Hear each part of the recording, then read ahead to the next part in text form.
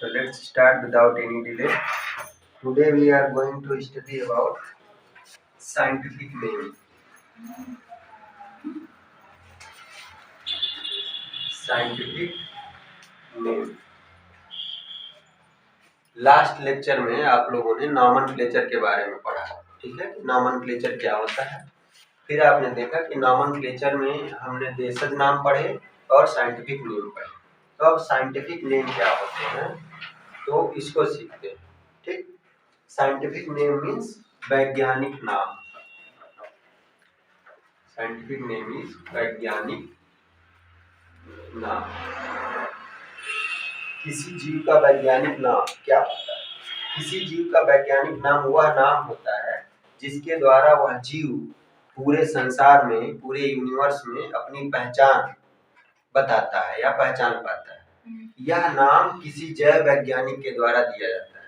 मतलब that name means that name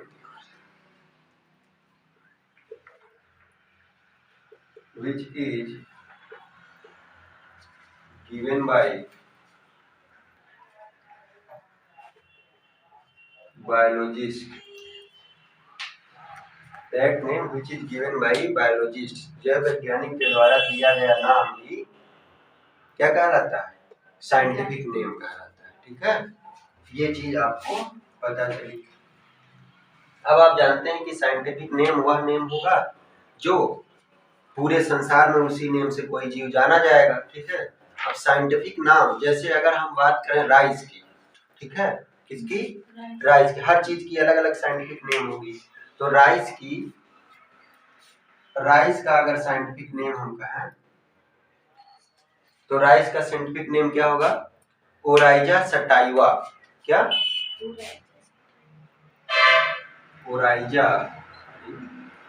Oryza sativa. इसको हिंदी में आप ऐसे लिख सकते हैं, ओराइजा सटाइवा। ये इसका साइंटिफिक नेम है, राइस, ठीक है। ऐसे ही हर जीव का, हर चीज का साइंटिफिक नेम बना होगा जिस नाम से वह पूरे संसार में जाना जाता है, ठीक है। ऐसे ही नामों को हम साइंटिफिक नेम कहते हैं। अब अगर ध्यान दें तो साइंटिफिक नेम में क्या होता है, इसको डिटेल में समझते हैं। साइंटिफिक नेम की दो पद्धतियां हैं। वैज्ञानिकों ने ये नाम देना शुरू किया। साइंटिफिक नेम की दो पद्धतियां हैं। साइंटिफिक नेम दो सिस्टम है। फर्स्ट सिस्टम इज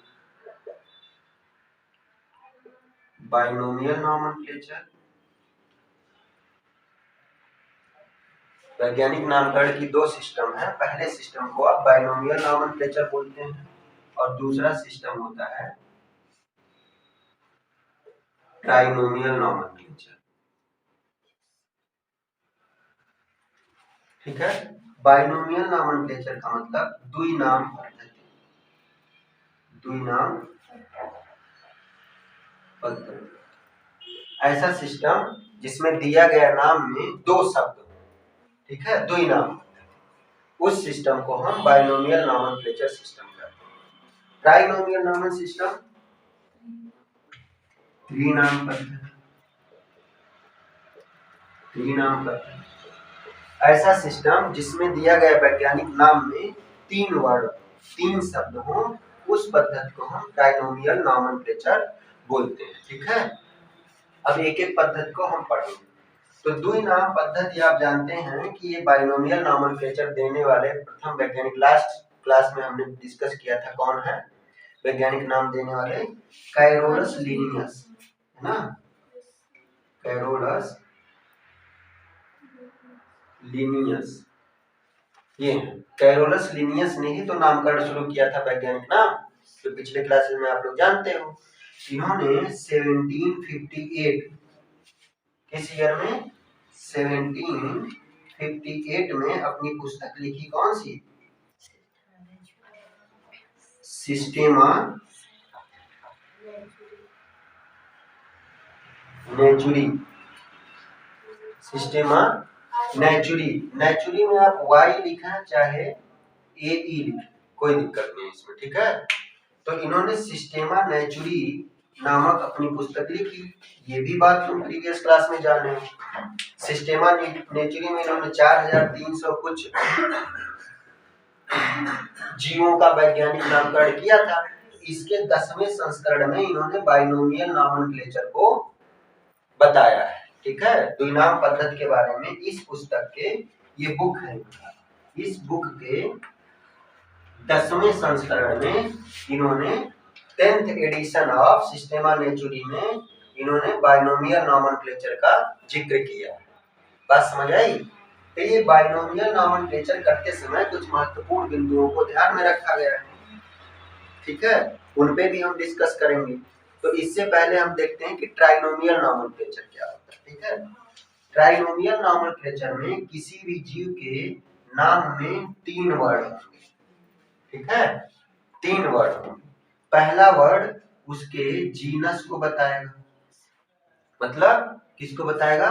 वंश को बताएगा, क्या श्रेणी को बताएगा। ठीक है, जीनस को, इसको जेनेरिक नेम कहेंगे।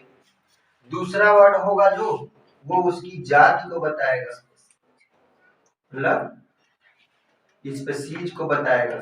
ठीक है, इसको हम स्पेसिफिक नेम कहेंगे। ये आपका जेनेरिक नेम है, जेनेरिक नेम। ये आपका स्पेसिफिक नेम है, विशिष्ट नाम, वंश का नाम। ठीक है, और तीसरा जो होगा वो सब कास्ट होगा, माने उपजाति। सब कास्ट होगा क्या? उपजाति, उपजाति। ठीक है, ऐसे ट्राइनोमियल नॉमेनक्लेचर में 3 शब्द होंगे। किसी वैज्ञानिक का नाम, किसी जीव का नामकरण जो वैज्ञानिक रखेंगे उसमें 3 शब्द रखे जाएंगे। 3 शब्दों से मिलकर उसका नाम बना होगा, तो वो समझिए कि ट्राइनोमियल नॉमेनक्लेचर सिस्टम के अंतर्गत है। बाइनोमियल नॉमेनक्लेचर सिस्टम के अंतर्गत 2 ही शब्द होंगे। ठीक है, कौन कौन से होंगे? पहला शब्द आपका जीनस होगा, जीनस माने वंश या श्रेणी, और दूसरा का होगा स्पीशीज माने उसकी जात। ठीक है, यही बात आप समझिए कि बाइनोमियल ना, बायो मतलब 2, द्विनाम पद्धति में कोई नाम रखते समय 2 शब्द होंगे। पहला शब्द उसके वंश या श्रेणी को बताएगा और दूसरा शब्द उसके स्पीशीज को या जाति को बताएगा। बात समझ आई? ऐसे ही ट्राइनोमियल में 3 शब्द होंगे, 3 वर्ड होंगे। पहला शब्द उसके जीनस को बताएगा, माने वंश या श्रेणी को बताएगा। दूसरा शब्द उसके स्पीशीज को माने जाति को बताएगा, और तीसरा उसके उपजाति को, सबकास्ट को बताएगा। ठीक है, तो यहाँ पे ये समझ आए कि ये जीनस जो है ये उसका जेनेरिक नेम, ठीक है, और ये उसका स्पेसिफिक नेम। इस तरीके से नामकरण होगा। ठीक है, ऐसे ही नामकरण होगा। जैसे ह्यूमन का अगर नामकरण किया जाए, ह्यूमन का नामकरण क्या हुआ? ह्यूमन को बायोलॉजिकल टर्म में क्या बोलते हैं? होमो सेपियंस, होमो सेपियंस। तो ये इसका देखो पहला वर्ड जो है ये क्या कहलाएगा? ये उसका जीनस है ह्यूमन का, माने वंश या श्रेणी है। और दूसरा वर्ड क्या है? स्पीशीज है, जाति। बात समझ आई? इसी प्रकार से त्रिनाम में इसके साथ उपजाति जुड़ जाएगा। उपजाति क्या होगा? जब जीव किसी अलग अलग भौगोलिक स्थानों पे रहते हैं, एक ही प्रकार के जीव अलग अलग भौगोलिक स्थानों पे रहते हैं, तो क्या होता है, उनके साथ कुछ असमानताएं जुड़ जाती हैं, उनमें कुछ असमानताएं हो जाती हैं। जैसे कोई जीव यहाँ पे रह रहा है, कोई जीव यहाँ से कई 100 किलोमीटर दूर दूसरी जगह को ऐसा ही जीव रह रहा है, तो ऐसे जीवों में क्या होती है? असमानताएं हो जाती हैं। उन असमानताओं के, उन डिसिमिलरिटी के आधार पे उनके उपजाति बनाए जाते हैं। समझ गए? तो ट्राइनोमियल में बस होगा जीनस, स्पीशीज, साथ में क्या जुड़ जाएगा? उपजाति। तो ट्राइनोमियल किसी भी जीव का इस पद्धति में नाम रखा जाएगा अगर उसकी उपजाति पता हो। और उपजाति कैसे डिसाइड होता है? अभी सीखा तुमने कि किसी विशेष भौगोलिक स्थिति में रहने के कारण, अलग अलग भौगोलिक स्थिति में रहने के कारण एक ही जाति के जीवों में कुछ विषमताएं आ जाती हैं। विषमताएं माने डिसिमिलरिटीज। तो उन डिसिमिलरिटीज के आधार पे उनकी उपजाति डिसाइड कर दिया जाता है, जिसका नॉमेनक्लेचर हम ट्राइनोमियल सिस्टम में करते हैं। बात समझ आई? ये चीज आपको समझ आए, ठीक? इसको इरेज करना है।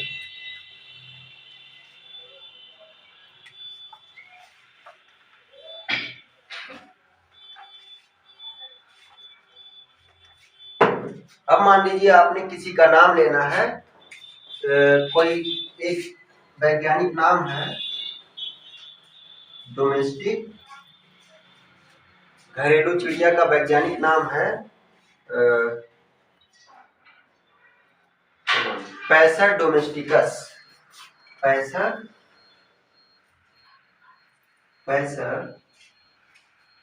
डोमेस्टिकस, ठीक है? पैसर डोमेस्टिकस ये क्या है? एक डोमेस्टिक बर्ड है, BIRD, डोमेस्टिक बर्ड।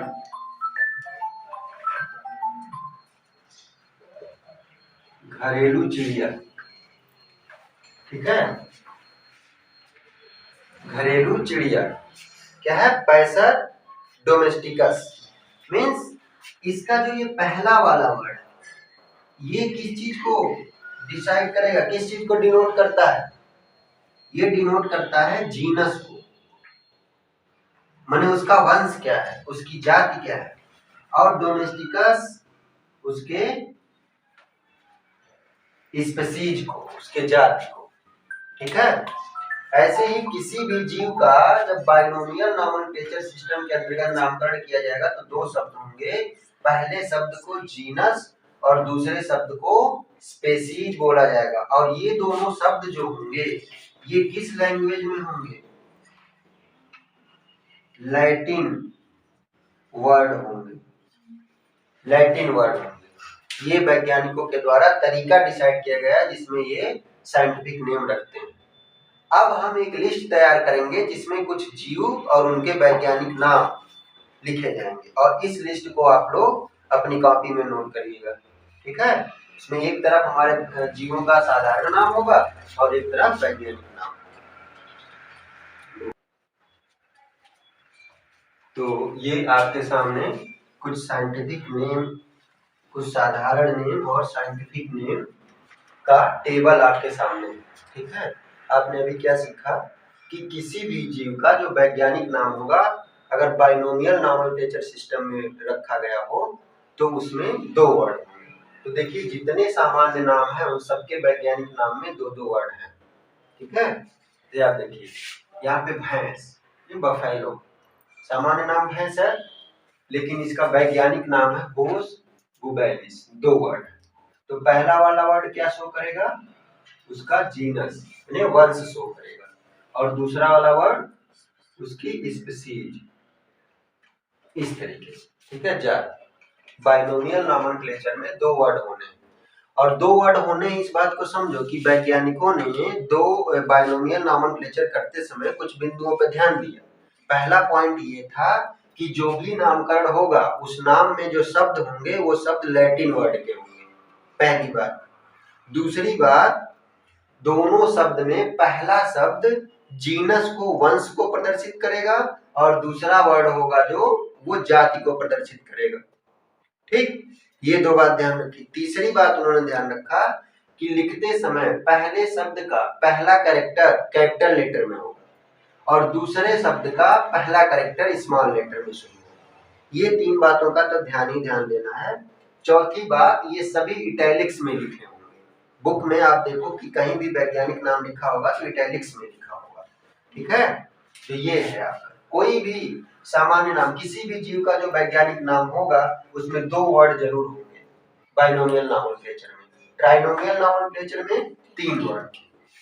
देखिए जैसे घोड़ा है, हॉर्स, तो इसका नाम है इक्कस कैबलस, ठीक है? तो ये इक्कस जो है इसका वंश है और ये स्पीशीज है। ऐसे ही शेर का पैंथेरा लियो, तो पैंथेरा क्या है? इसका वंश है या फिर श्रेणी है और लियो क्या है? जाति।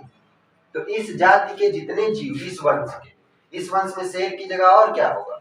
शेर की जगह मान लो टाइगर है, ठीक है, चीता, तो चीता भी इसी वंश का है ना, इसलिए इसका भी नामकरण करते समय क्या होगा, पहले वंश पैंथेरा, और इसकी जो स्पीशीज होगी वो टिग्रिस होगी, टिग्रिस, ठीक है। तो जितने इस वंश के होंगे, शेर, चीता, तेंदुआ, ये सब पैंथेरा वंश के होंगे और उनका नाम अलग अलग, जाति अलग अलग होगी, ठीक है।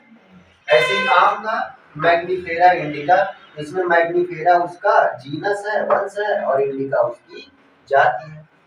ऐसे ही आपका क्या, कमल का नीलम्ब्रो न्यूसिफेरा, फिर ज्वार का, और फिर सरसों का।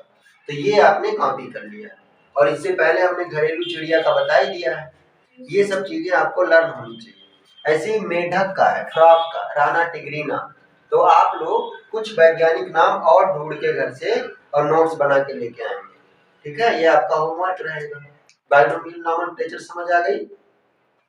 ऐसे ट्राइनोमियल नॉमेनक्लेचर का जरा एग्जांपल समझ लेते हैं हम।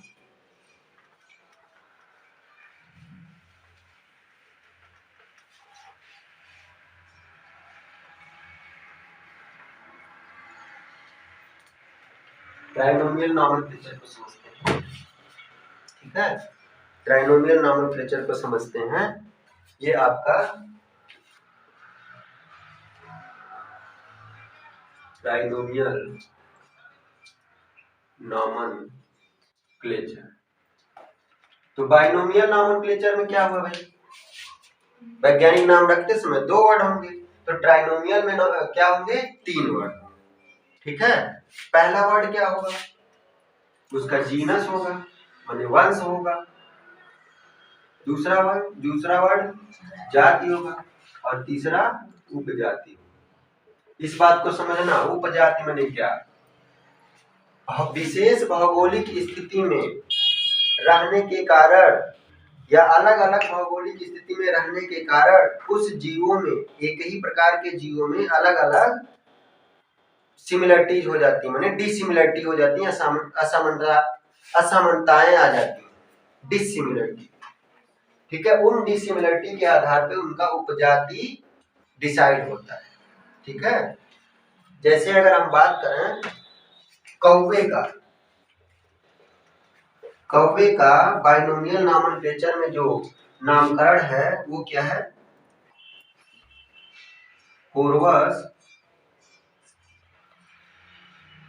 कोरवस स्प्लेंडेंस, ठीक है, ये है। लेकिन अलग अलग देश के कौवे की अगर बात करें, मान लो आप इंडियन कौवे की बात करते हैं, इंडियन कॉक की बात करते हैं, तो इसका अब चूंकि ये कौवे का वैज्ञानिक नाम कोरवस स्प्लेंडेंस है, तो ये पहला तो उसका वंश होगा, और ये दूसरा क्या होगा, उसकी जाति होगी। माने वंश उसका क्या होगा, कोरवस, और जाति होगी स्प्लेंडेंस। और जो इंडिया का कौवा है वो श्रीलंका के कौवा से या फिर म्यांमार के कौवा से अलग अलग समानताएं इनमें होंगी, इनमें कुछ विषमताएं होंगी, डिसिमिलरिटीज होंगी, इसीलिए इनको भौगोलिक क्षेत्रफल, भौगोलिक हैबिटेट के अनुसार इनका उपजाति डिसाइड होगा। तो जो इंडिया का कौवा होगा उसका नाम ट्राइनोमियल में हो जाएगा स्प्लेंडेंस, ठीक है। ऐसे ही श्रीलंका का कौवा, श्रीलंका का कौवा क्या नाम होगा उसका, कोरवस स्प्लेंडेंस। यहां तक तो सेम होगा, लेकिन अब कौवा है तो भैया वैज्ञानिक नाम ठीक है, लेकिन वो उपजाति कहाँ रह रहा है, श्रीलंका में रह रहा है, तो श्रीलंका के हिसाब से उसकी उपजाति जुड़ जाएगी, ठीक है। तो उसका हो जाएगा प्रोटेगस, ठीक है, प्रोटेगस।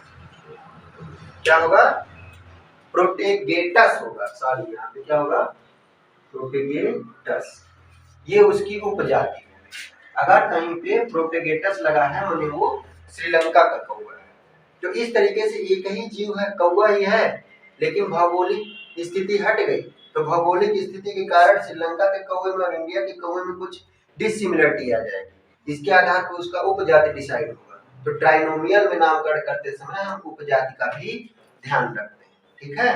ये बात समझ गए आप। तो यहाँ पे आप पूरी तरीके से समझ गए कि वैज्ञानिक नामकरण क्या है। अब वैज्ञानिक नामकरण करते समय कुछ नियम बनाए गए, ठीक है।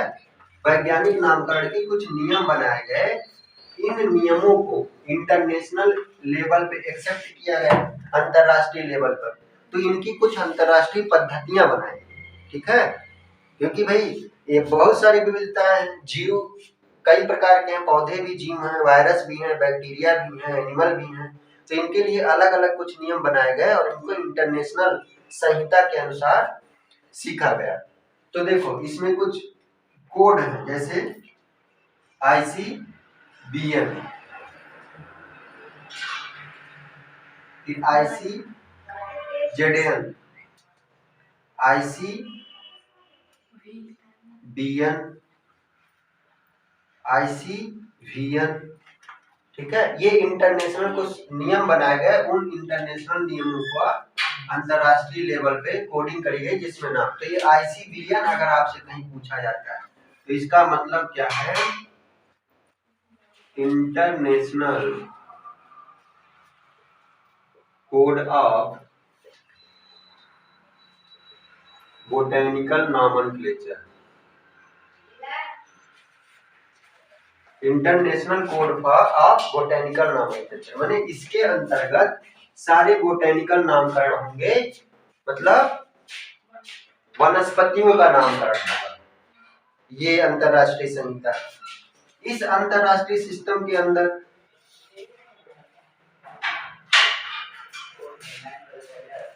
इंटरनेशनल कोड ऑफ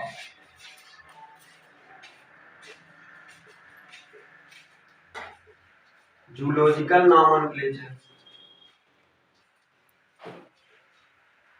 ये एक आपका अंतरराष्ट्रीय नियम बना, अंतरराष्ट्रीय संहिता international code of zoological nomenclature. इसमें सिर्फ जानवरों का नामकरण के लिए नियम कानून बने और बनेंगे, समझ गया। फिर ये आपका क्या है,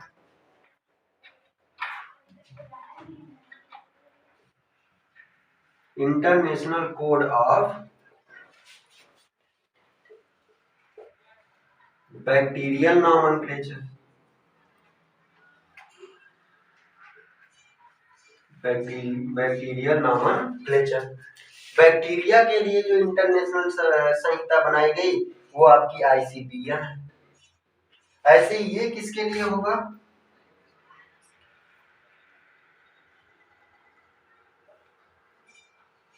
इंटरनेशनल कोड ऑफ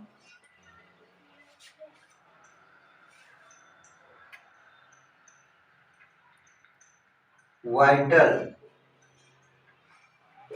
नॉमेनक्लेचर।